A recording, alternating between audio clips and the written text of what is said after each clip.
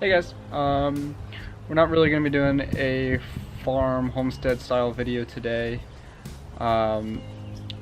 We were working on the garden over the weekend. We realized we have a lot of poison ivy, so we've been spending a good amount of time researching how we want to handle it.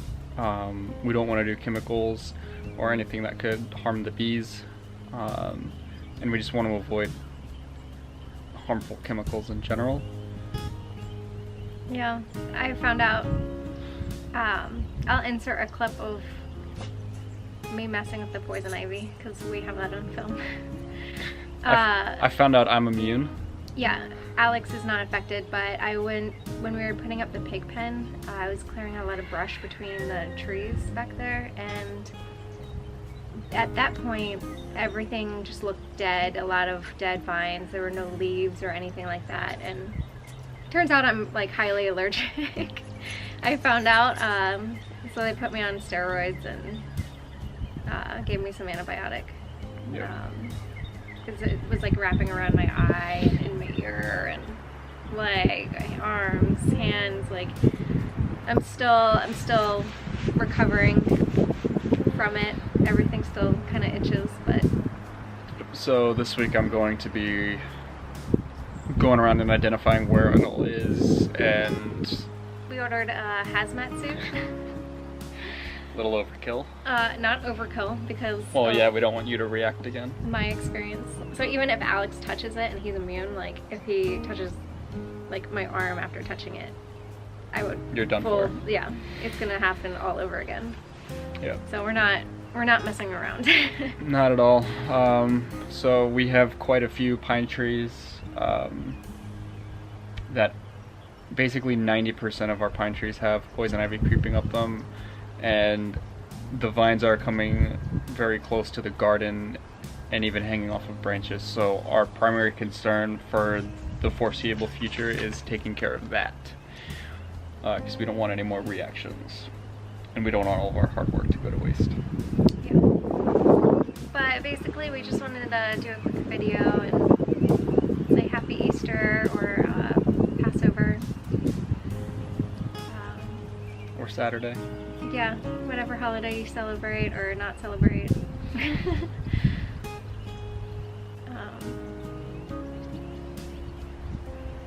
Yep. If you've ever had poison ivy and know of really good ways to get rid of it quickly and without getting oil everywhere, please comment below. The fastest way we can think of right now is to use chemicals, and we really don't want to, but time is kind of the essence because it's very close to the garden, so we're in this weird. It's not even time, it's like it's everywhere. Yeah. Like it's what, up to 8, 9, 10 feet? Oh yeah, it's up all the trees. It's starting to go over the branches and hang off, and I almost walked into like this low-hanging vine. I almost walked into it again after. Yeah. But yeah, please comment below. And we'll be sure to put up a garden video, tractor video. Yeah, so we got a lot of good advice on the garden, and I wish I had. Our subscribers are so good with like helping us out, giving us advice, because I wish I had known 2 weeks ago what I know this past week. Yeah. With what we should have done was lay down weed barrier, cardboard or newspaper before we had put down the compost layer. Which we didn't do, and now the weeds are poking out. But we're doing it for the rest of the garden now, and it's Yep. a lot better. So we're doing newspaper or cardboard or just any sort of weed barrier. We're doing a mixture because we're trying to save money, and whatever's available we're putting down. Yep. But we're doing like compost and wood chips everywhere, so it gives us the ability to kind of adjust the garden how we need to in the future, which is nice. Yeah. So we're gonna finish up that. We have a time lapse coming of the whole garden area. We're maybe a third of the way done. Yep.